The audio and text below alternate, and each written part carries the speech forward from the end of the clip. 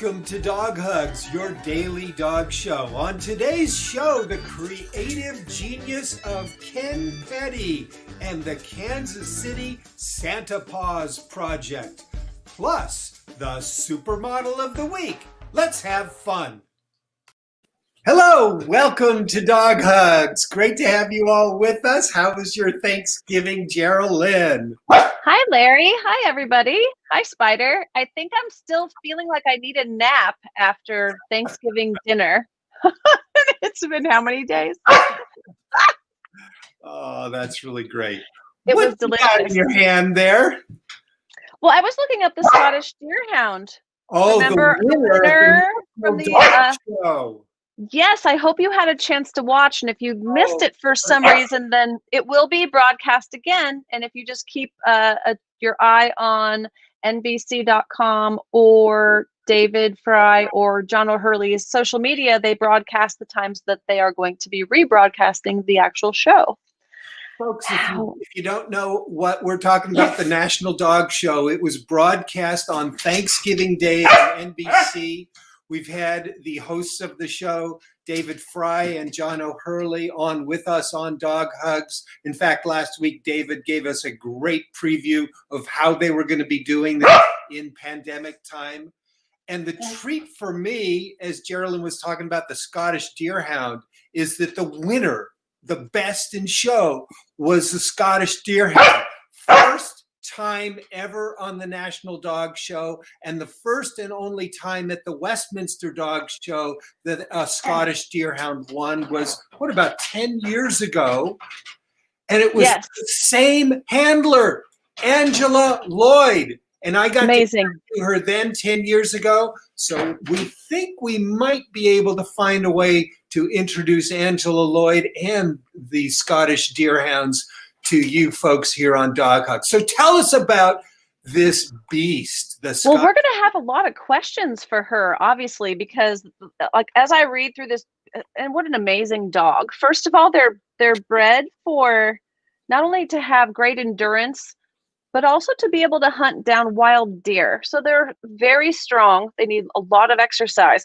And I'm certain that Angela will have a lot of answers for my questions, including, I know it just says here something silly about them being big boned.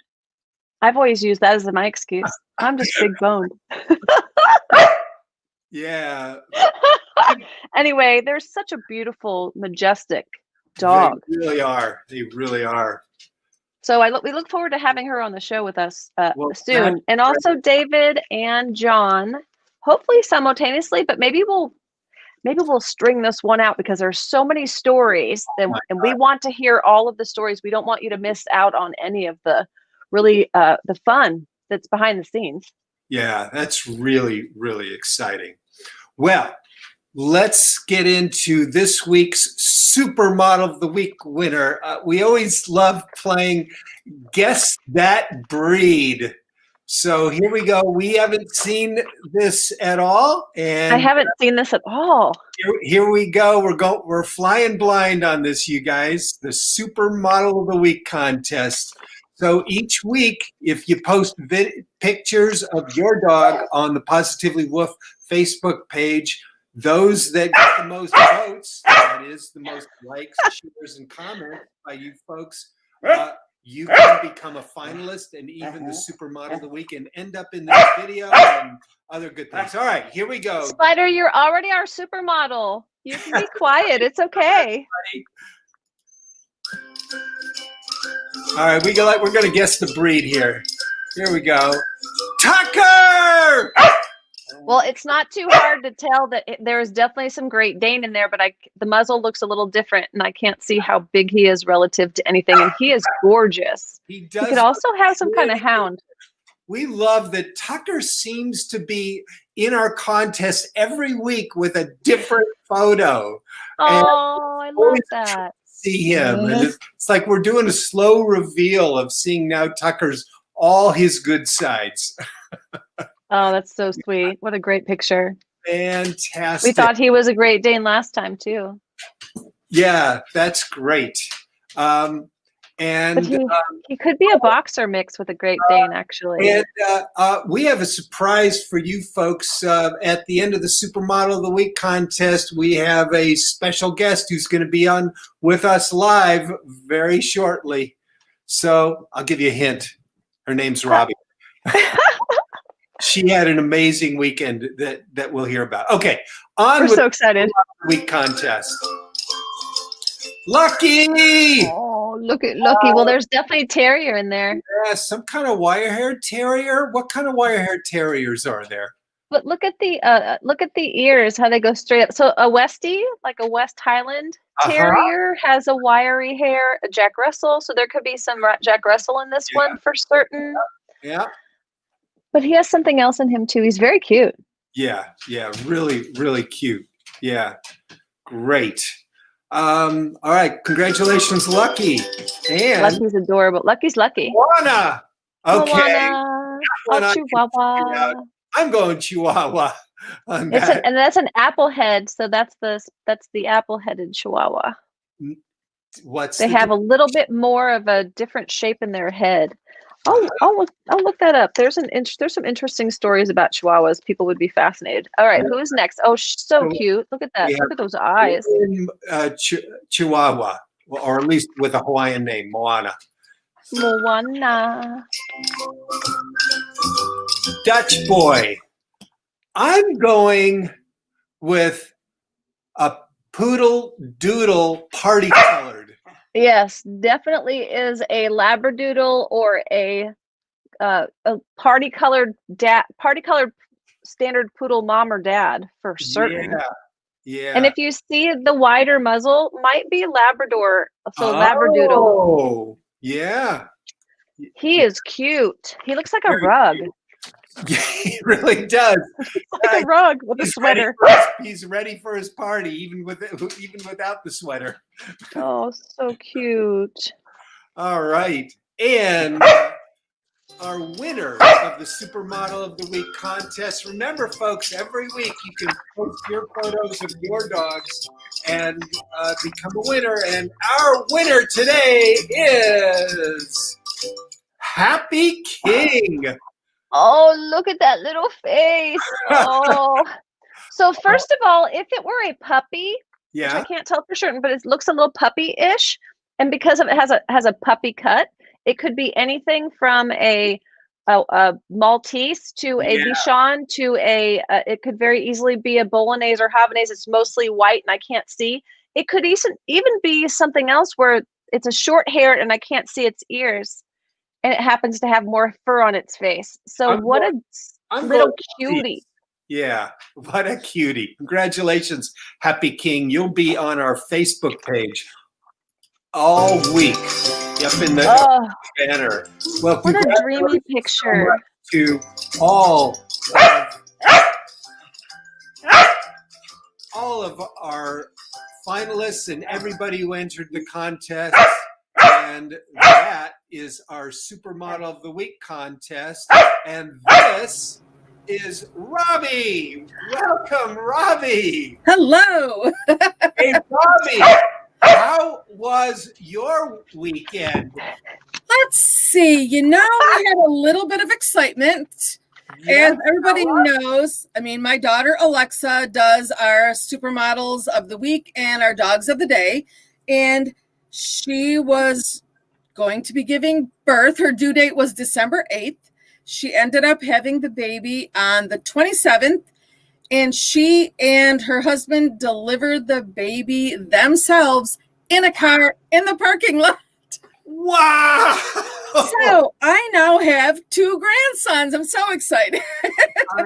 Congratulations, Robbie. And it's like, congratulations. Story this baby has now. And how is everybody doing? Everybody is well. After they had the baby in the car, the midwife came, took care of everything, followed them home, and they've been recovering and being at home since he was born. His name is Apollo Scott, and he was 7 pounds, 7 ounces. Wow. I was going to ask if they were going to change his name to something crazy car related just because it was such a funny experience, but I was so happy with the name Apollo. He was born in a Volkswagen, so I don't know if that's going to be his, what shows up on his birth certificate, place of birth, Volkswagen. I don't know. Name him Bug, Beetle. Well, we're so grateful that everything went well and that everyone is feeling well and everyone's happy and healthy at home. That's great news. And congratulations. And you got to meet Apollo. Oh, yes. We've seen him twice now. Twice? Only twice? Well, he's 3 days old, so I still have a little time to get over there today to see him. Oh, that is great. Well, and I think we'll have Atlas here tomorrow because I think he's coming over just probably to spend the night because, when you have a newborn in your home, you need some sleep, and Atlas does not sleep. So he's like a little bunny rabbit. That is great. Congratulations, Robbie. Thank you. Yeah. We're so happy for all of you. And so the happy. Supermodel of the Week contest is even more amazing. Wait a minute. Did you do it over this weekend, or did your daughter do it even though she had just given birth? I jumped in and said, if you want me to, I will take care of the dogs of the day and Supermodel. That's just the kind of mom I am. And she took me up on it. So good. Thank you very much. Very cool. Hey, we've got some wonderful comments from folks. Here we go. Paula Dunkley. Hiya, guys, and Spider. Very good. Hi, Paula. And Yolanda. Hi, Larry, Geraldine, and Spider. And hi, Robbie from Yolanda. And hi, Steve Yolanda says howdy to everyone. And howdy to our Supermodel of the Week, Happy King. Very good. He's a little cutie, that Happy King. Yeah. Oh, he is. Oh, he is. And thanks for joining us, everybody. We just love having you join us here. Yeah. Well, we have a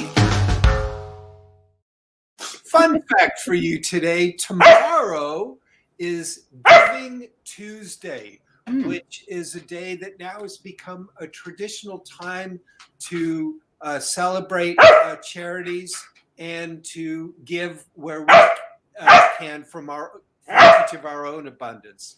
So tomorrow is Giving Tuesday. That's our fun fact for today. And that really sets up our amazing interview today with Ken Petti. Geraldine, tell us about your good friend, Ken. As you all know, I have an amazing group of friends that have become family over the last 30 years through all of my trials and travels and all of my work. It's been an amazing group of people, but this one in particular, I met 3 years ago. I bumped into him at my alma mater, and I think we spent too much time at the party together. We had too much fun. Anyway, Ken Petti is an amazing. To me, he's an icon. He's an icon in all of the world when it comes to all the things he's been involved in, but most importantly, into giving back.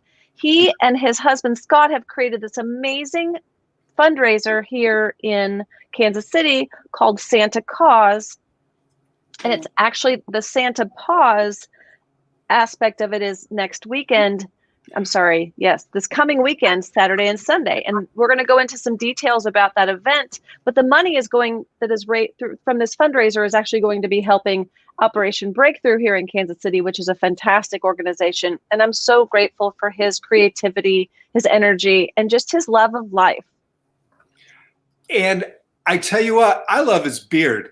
I do too. It's fantastic.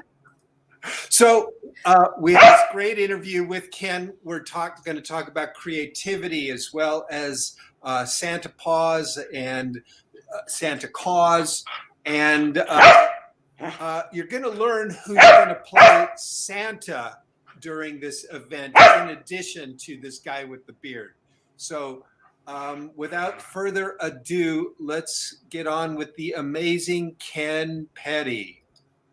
More than ever, COVID has really made the animal kingdom rise to the occasion to help comfort human beings in this sort of heightened, this heightened sort of stress level that all of us experience on on one level or another. So that's the reason why Santa Paws will be the kickoff as a reward to the pet community in celebration of our effort helping families in poverty during the holidays in Kansas City. So that genius branding.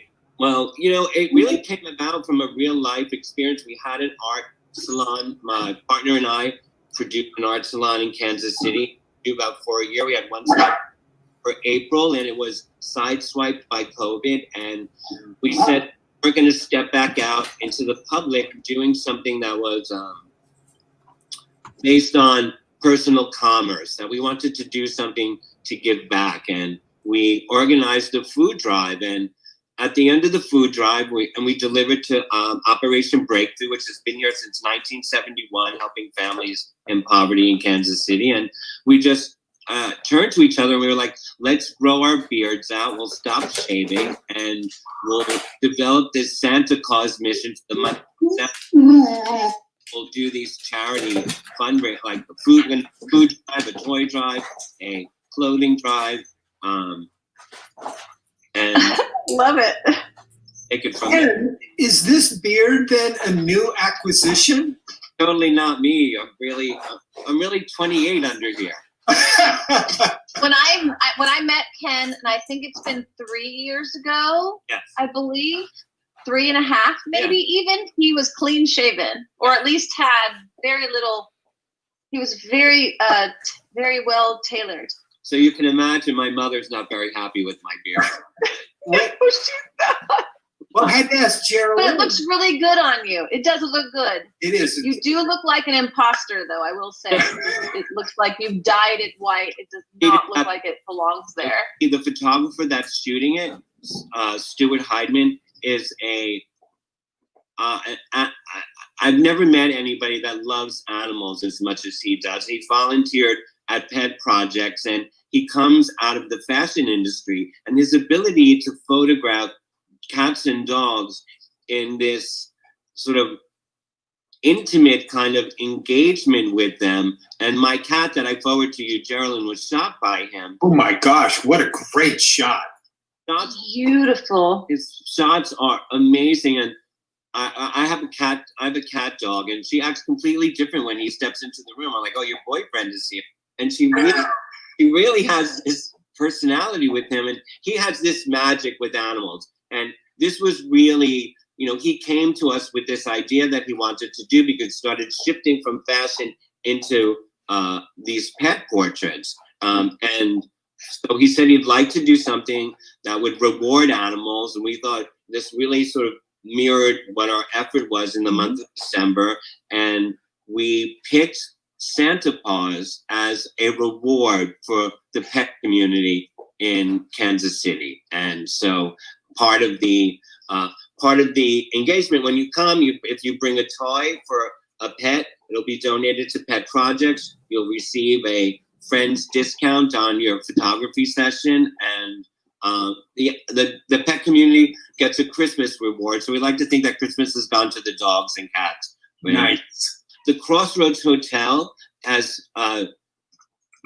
become our sort of host station, and they're going to host the Santa Paws. They're going to host the toy drive for us. They're going to host the food drive for us as well. And so we'll kind of be stationed there. And then, you know, when children leave cookies for Santa Claus, when we all did, it really is one of the few moments in childhood where we get to experience the power of magic and believing, because there are many, like the Easter Bunny, the Tooth Fairy, all those little moments that we're engaged with really teach us to believe in magic, and also the ability of our own power to believe. So there's going to be a cookie drive outside of the hotel with Fine Folk, which is down on West 49th Street in the Antique District. So, and that we'll deliver the cookies like December 20th to Operation Breakthrough as well. I'm really excited for this. I'm selfishly excited because during times of COVID, it's difficult to be able to be in one place at one time. But I get to actually be Santa for this event, so I get to see each dog come through one at a time. Mm-hmm. Bam. And I selfishly get a picture with every single one of those dogs. Yes. So I'm so excited. I can't stand myself right now. And I'm going to have a book. It's going to be my 2020 memento that I will look at forever. If someone says 2020, then out comes my book. I'm dressed as Santa, sitting with every pet in Kansas City. Make sure y'all sign up. We will have the link to sign up available here, and we will definitely be sharing this through all my channels in Kansas City, because pets deserve to get out and get a break and have a picture with Santa. Well, yeah, COVID friendly. I think it's really special to take time out, other than having a stocking stuffer for your pet, to do something that's really engaging like this. And, I think when you offer it to people to reward their animal, they're interested in that. And it's kind of a fun, unique opportunity. And having Geraldine be Santa, it doesn't get any better than that, because I think respectfully and professionally, having somebody that has a love and an affinity and a professional acumen towards the animal world, it's safer and it's correct. I mean, right. So yes. I encourage field trips. I always encourage field trips. So this is a really great we're going to get snowed in Kansas City field trip with your pet. Plus you're helping a great cause. You're helping pets and people, families in need. So there's no better way to give back. Great. And help your. We wrap up with a conversation about pets. I like to zigzag. I think it keeps life exciting, and certainly it's very stimulating as an ideator, that it keeps you sharp and you never wear yourself out in one lane. You're constantly switching. And people ask me, like, what do I do? And then simultaneously I could be working on an art project and the memoirs of a private investigator in New York. I mean, it's sort of like a salad of varied projects from year to year. I've been really blessed. It's been a wild ride from year to year, but yourself, both of you, that when you have something personal, an idea or a thought or some sort of manifestation of a professional idea, that it's not always a smooth journey, and you have to take risks and you have to take chances. And so the same applies to me on a daily basis, practically. But I'm excited to do this, and I love what the both of you are doing. Thank you.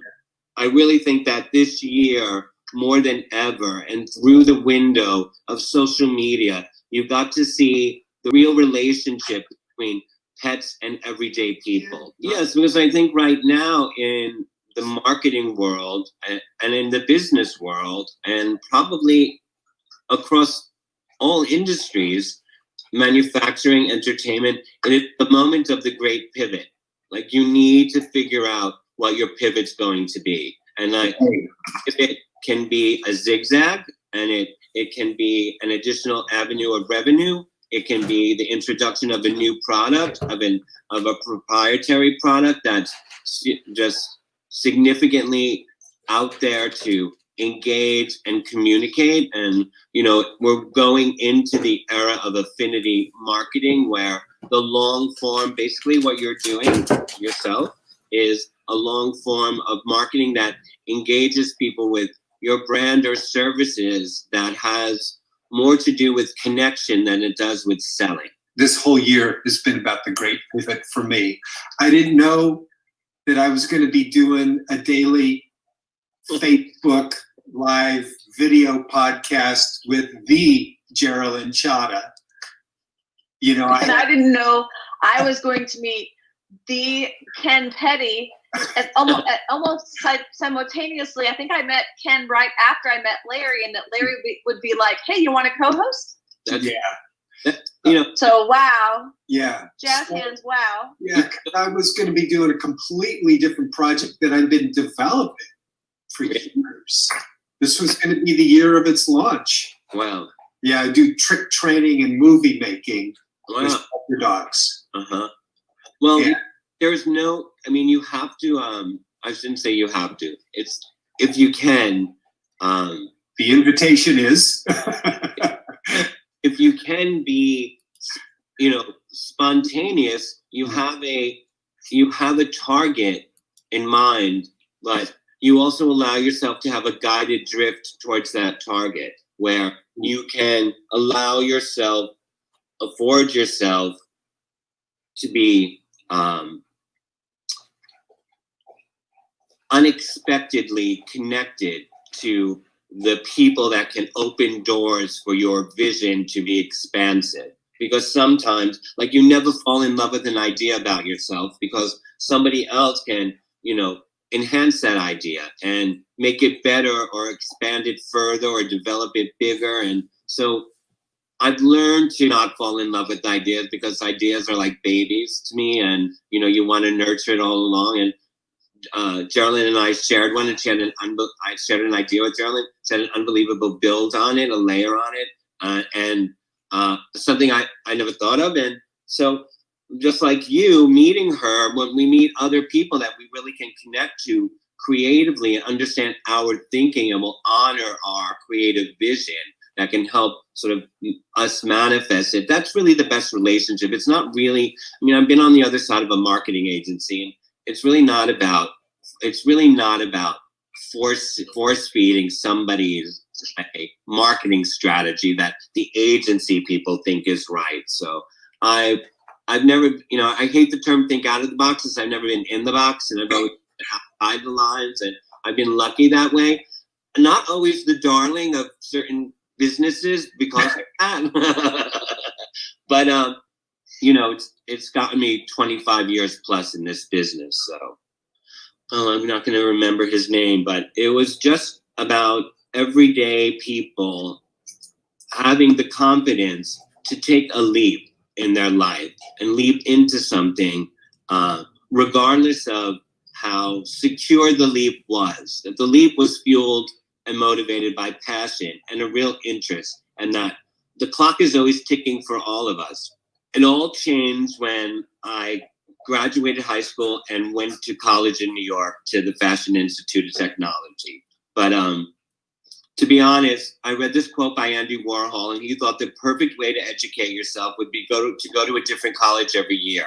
And I started to do that through the City University of New York. I went to Baruch, and I went to Hunter, and then I wound up at the Fashion Institute of Technology. And then simultaneously, I was working at Macy's on 34th Street and Herald Square, and I worked across from a girl at a fragrance counter. She had lost a roommate. She invited me to move in. I was still living at home in New Jersey with my family. I just graduated high school, and it was just my freshman year of college. I moved in with her, and then 2 or 3 years later, this sounds very crazy, but I was a salesman in a clothing store on Columbus Avenue in New York, and I was dealing with personal shoppers, and this man came in who worked for Stevie Wonder and Luther Vandross, and he said that he knew this tour manager that was looking for an assistant to travel across America with Luther Vandross. And long story short, I took the job,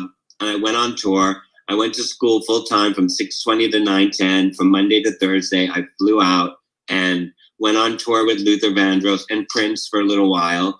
And when I graduated FIT, my roommate at the time, she was a tie salesman at Calvin Klein, and I went to meet her for lunch one day, and this executive came out and asked me who I was and what I did. And make a long story short, I wound up at Calvin Klein during the famous underwear and obsession years, and from there, I wound up at a fashion lifestyle public relations firm, and one of my accounts, which was a huge jeanwear manufacturer with like 29 licensees, including Gloria Vanderbilt and Regatta Sport, was named Gatan, and I got hired as creative director for the in-house ad agency. I was there for 7 years, left with the senior vice president of marketing, and started my own agency for 20 years named Amadeo Petti in New York. And then I went out on my own, and here I am. But in between that, with Universal Studios with their consumer products division, so developing products around all of the film and characters that they own, the studio owns, like all of the 70s Hanna-Barbera cartoons and the Monsters and Dr. Seuss. And it was really, I guess it was it was a zigzag agency, and that's sort of what sort of started my love to have a zigzag kind of career. It's not always good for the nervous system, I must say. True. And blood pressure, yes. Blood pressure, nervous system, must meditate, should be in a little asterisk or something. Absolutely. So it's kind of been, you know, and I, not to ever make light of it, but New York City then, I'm going to say, like, I moved to New York City in 1982, and I left I've only been in Kansas City for 5 years. So I was there up until 5 years ago. Basically, I was coming back and forth to Kansas City. But a lot of it had to do with being at the right place at the right time and not being a prima donna and rolling your sleeves up. And I still work that way today. I'll stuff a bag, I'll animate direct a video. I don't have anything that I wouldn't do. I don't ask anybody to do anything I wouldn't do myself. So, and I like doing it. I like being, I like being in the soil. So it's been rewarding a lot. It's really been rewarding. Yeah. You moved here from New York right after I moved here from from Los Angeles. Now, I had lived here before. I went to college here. I graduated from the Art Institute. That's how we met. I have great ties here, some of the people I hang with. So what a neat joy for me to come back to people I already knew that I had known for 30 plus years. But when you moved back, did you have a support system here? I know that your hubby had something to do with being back here, but what was your take on moving back? Well, it was, I was at a point in my life where I had finally been sort of evolved to being an independent consultant. And I like to say that I started doing what I call idea coaching, where I'll work with people like on an hourly basis, and they will have a particular idea that they're on a journey with. But I always knew how to make a living, but I didn't really make a life for myself. And I was very consumed because it was so rewarding to me about going to the office on Saturday, going to the office after brunch on Sunday, staying till 9 o'clock at night before I'd meet friends for dinner, that it became, and it shouldn't be a safe space for you, your office. It should be, it should have, the key to life is balance, and I didn't really have any balance. And I fell in love with this city, and I could write a love letter to Kansas City in a New York minute. And I felt that the moment I came here, I was so impressed by, first of all, the spirit of the city and the people that live here. I couldn't believe it. And the World Series was happening, and I couldn't believe, like, water's being dyed blue and light bulbs are changing to blue on people's porches. And I mean,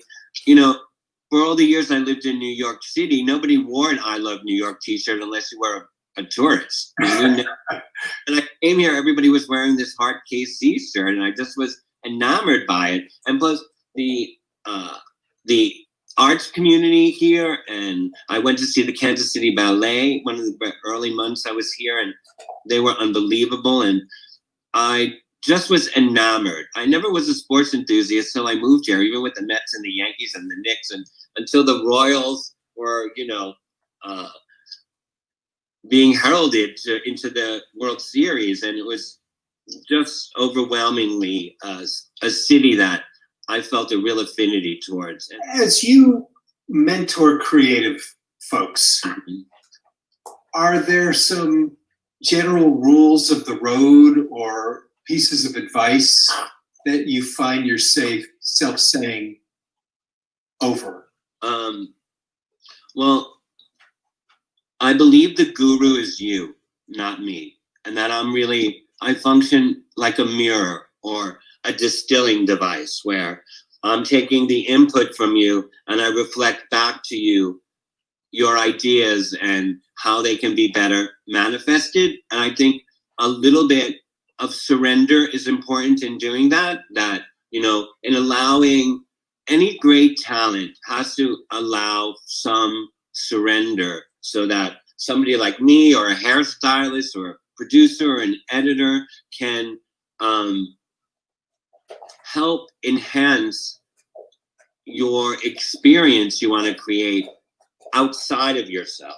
Like, so it's like the old expression, it's so important to have a second pair of eyes and ears and creativity. Very true in creativity in any discipline. It is, and I have to tell you, you know, when I was a young creative, that was very hard to sort of understand. And as you grow and mature, there's a real, it's the best experience when you can share creativity on the same wavelength and somebody really gets you, as they say, you know, and really understands you. And it's never been about ego for me. I don't stamp my name all over projects I work on. I work with a lot of people behind the scenes, and I'm very comfortable being that person. It doesn't always have, you know, it's not about me doing something for you. It's about us helping manifest your idea, your concept, to be the best version of what you want it to be. So I really enjoy that aspect of working with people and businesses. The fulfillment that you get from this, is it different than the fulfillment that you get from your own initiation in a creative project? Well, I would never be able to be creative myself if I didn't learn and help other creative people. So the lessons I've been taught have been through working with other talented people on many different levels. So, and when you work solely alone in your own vacuum, in your own bubble, it's, how do I say this? It's too isolating, because I feel like a fire burns with more air. And when there's somebody else in the room breathing life into your idea, it gets bigger, hotter, and more sort of ferocious in its creativity and its, you know, ability to excel further. And so I believe that there is a real benefit to it. You know, I think there's time in the gestation of an idea where you have to work alone with it and you've got to bring it to a certain point, but you'll never get it as far as, I believe you can never get it as far as it should be or could be if you're doing it all alone. And I include myself as well. The author, Stephen King, says, first draft, the door is closed. No one gets to read it, not even his wife, and certainly not his editor. Right. The second draft, people are invited very carefully. Right. I agree with that 100%. I've never heard that, but I agree with that 100%. So the listening is an important part of anyone's life, whether you're an artist or not, or something else. Literally, a really great tidbit. That's and that's really on point, because, you know, obviously when I moved to New York, I was very naive and there was a lot I did not know. And even though I had the opportunity to be in certain circles, I was incredibly quiet and I listened and I just took everything in. And that's really, I have to give credit to that, of being, you're right, Geraldine, being a very good, knowing when to listen. So Ken, did you have like one thing in particular, or many sources for inspiration for ideas? Sometimes people have one thing that they start off with. Others go in many directions. So do you have? Yes, that's a good question. So I developed this technique for myself called walling, and that's why you see this big, massive wall behind me. And walling is a way I was able to articulate ideas, conceptual thoughts when I'm working on a particular project. So if I was working on, if I was working on a dog leash company, my first initial wall would be all of the images that are flooding my mind, and words and colors and materials and hardware that spin off of clips from movies, words, all that comes to my mind for dog leashes. And I would build a big wall like this. Then I would extract that wall into 3 hero images that sort of paint 3 distinct thoughts on the leash company. And then I would take those 3 thoughts and build them out into a long line.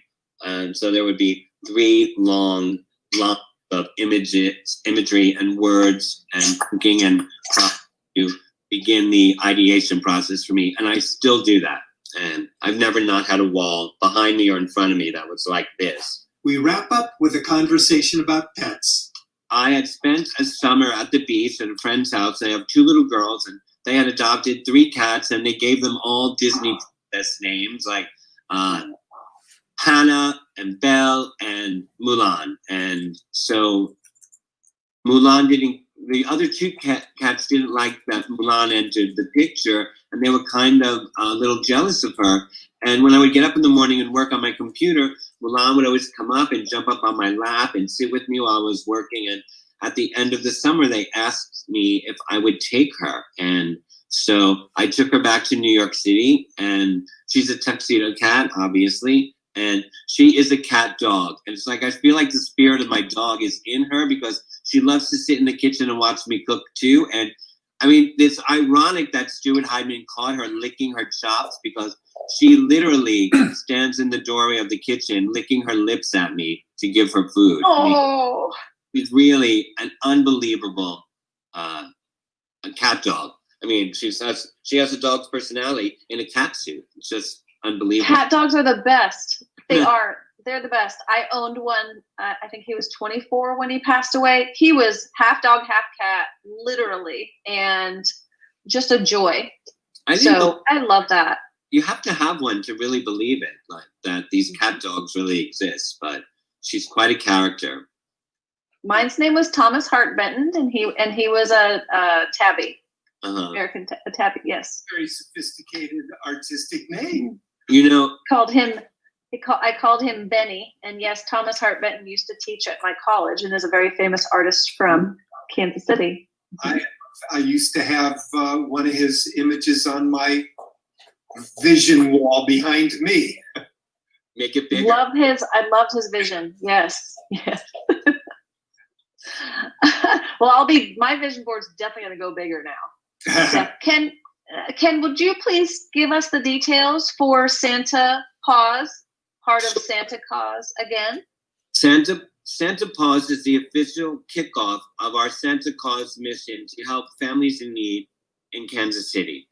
And Stuart Heidman, who's a fashion photographer here in Kansas City, is setting up Santa, and you're invited to bring your furry friends there December 5th and 6th. From 10 to 4 at the Crossroads Hotel in the lobby underneath their 30-foot Christmas tree. And each session you leave with a framed portrait, just like when you were a little kid and went to see Santa. And if you bring a toy, you receive a friend's discount, and the toy goes to benefit Casey Pet Projects. Fantastic. So that rolls us right into your shelter shout out, which is, I'm going to assume that your shelter shout out for this today, Mr. Petti, will be the Kansas City Pet Project. Will be. Am I right? Yeah. So, and you've done many fundraisers for pets, but you probably choose Kansas City Pet Project quite often because they're kind of fantastic, aren't they? Actually, the photographer is a volunteer there. So that's a shelter that's closest to him. He actually has worked there and continues to volunteer his time there. So he chose that. So I'm giving a shout out on behalf of Stuart Heidman. Perfect. And at this show, at Dog Hugs, we are all about gratitude, and we always will be. It is a part of our daily routine, and we love it so much we've made it into a habit. We know you have as well. So is there anyone today that's on your heart would love to offer some gratitude or blessings for? Well, of course, my family, who I won't see this holiday. I have incredible gratitude towards them, and to the Crossroads Hotel, and to you guys for giving me this time to give some airspace to our mission, and to everybody. We hope that will come out and support our Santa Claus mission and honor their pets for all of the love and support they've received from them, not only every year, but especially over the last 8 months when most of us really depended on that intimacy that we share with them to help us sort of navigate through the difficulties that we face. So I will say that. Thank you. I could sit and talk to both of you all day long, I'm sure. When this is all over, we can actually sit and have coffee or something together. We need to do that. Oh, that would be wonderful. Definitely. Yeah. Thank you so much. It's been really great being with both of you, and see you next time. You too, Ken. Okay. Bye-bye. What a treat. Thank you again, Ken Petti, for that great interview. Geraldine, you must be so excited about this event. I am so excited. We are going to be training your pet how to sit by the Christmas tree or sit on Santa's lap this week on the news, and that is preemptive to this event. So hopefully, first of all, we are being very COVID friendly.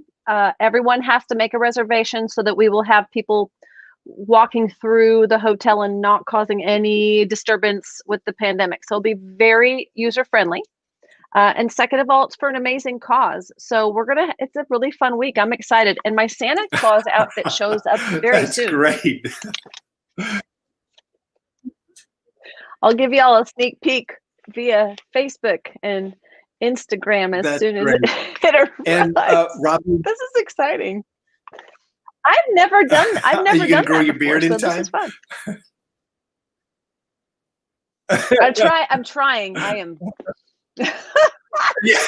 I'm even drinking my veggie juice. Yeah. Hey, to folks, if you're in the Kansas City area, Robbie has posted links right there in the chat so you can get tickets. And it looks like it's going to be an amazing event. We can't wait to hear about how it all went.